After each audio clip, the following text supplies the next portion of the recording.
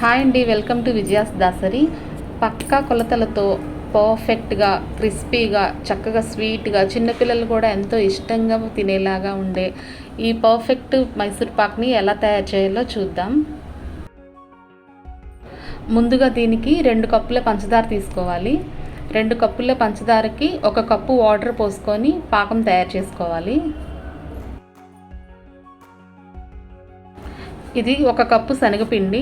దీన్ని కంప్లీట్గా జల్లించుకొని ఉండలు లేకుండా తీసుకోవాలి. నేను ఇక్కడ 2 కప్స్ ఆయిల్ తీసుకున్నాను, సన్ఫ్లవర్ ఆయిల్. మీరు ఈ ప్లేస్లో 1 కప్పు ఆయిల్, 1 కప్పు నెయ్యి కూడా వాడుకోవచ్చు.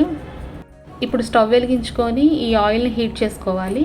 తర్వాత పక్క స్టవ్ మీద పంచదార పాకానికి 2 కప్పుల పంచదారకి 1 కప్పు వాటర్ సరిపోతుంది. ఈ పంచదార కరిగే వరకు పాకం వచ్చేదాకా కలుపుకుంటూనే ఉండాలి.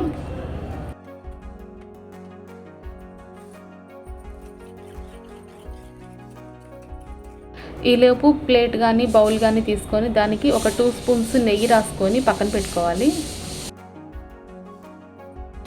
ఈ పంచదార పాకం లేత పాకం వచ్చేదాకా బాగా మిక్స్ చేసుకోవాలి. మరీ ముదురు పాకం చేసుకోకూడదండి. లేత పాకం జస్ట్ అట్లా చూసుకుంటే మీకు సరిపోతుంది. చూడండి, ఇలా వీడియోలో మీకు తెలుస్తుందా.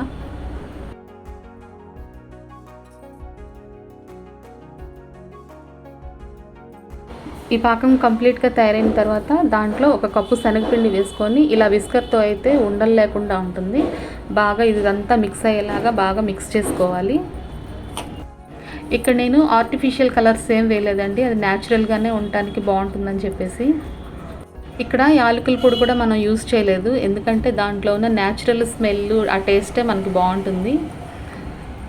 ఈ మైసూర్ పాక్కి మెయిన్ థింగ్ ఇదేనండి. మనం పక్కన స్టవ్ వెలిగించుకొని ఆయిల్ పెట్టుకున్నాం కదా, ఈ ఆయిల్ కొంచెం కొంచెం గరిటతో వేసుకుంటూ ఒక చేత్తో ఇలాగ మిక్స్ చేసుకుంటూ ఉండాలి. ఇలా వేస్తూ కలుపుతూనే ఉండాలి. మనకి ఎలా తెలుస్తుందంటే పాకం చిక్కబడిపోయి ఇంకా ఆయిల్ అనేది అది అబ్జర్వ్ చేయకుండా అది రిఫ్లెక్ట్ చేసిద్ది. ఆ మూమెంట్లో మనకు తెలిసిపోతుంది కరెక్ట్గా పర్ఫెక్ట్గా వచ్చిందని. ఈ పాకం కంప్లీట్గా అయిపోయిందండి. ఇది ఆయిల్ కూడా అబ్జర్వ్ చేయట్లేదు. ఇంకా ఈ మూమెంట్లో మనం ఆయిల్ కరెక్ట్గా కప్పున్నరే పడుతుంది. కొంచెం అటు ఇటుగా మనం ఎక్స్ట్రా ఉంచుకోవడం బెటర్ అని చెప్పి నేను 2 కప్స్ అని చెప్పాను. ఇందాక నెయ్యి రాసుకున్న బౌల్లో ఈ తయారైపోయిన మైసూర్ పాకం మొత్తం కూడా ఆ ప్లేట్లో మొత్తం వేసుకోవాలి. దీన్ని ఒక 2-3 గంటల పాటు ఇంకేం కదపకూడదండి, దాన్ని అలా పక్కన పెట్టేసుకోవాలి. తర్వాత కొంచెం గోరువెచ్చగా అయిన తర్వాత మనం పీసెస్గా కట్ చేసుకోవాలి.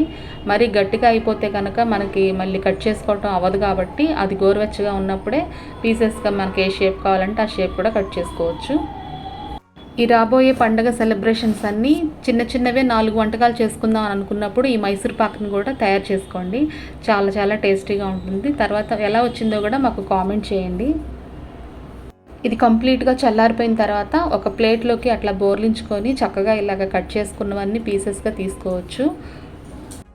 చక్కగా గుల్లగా పక్కా కొలతలతో హోమ్మేడ్ మైసూర్ పాక్ రెడీ అయిపోయిందండి. చూడండి, చక్కగా ఏ పీస్ చక్కగా ఇలాగ పర్ఫెక్ట్గా వచ్చిందో ఒక ముక్క కూడా.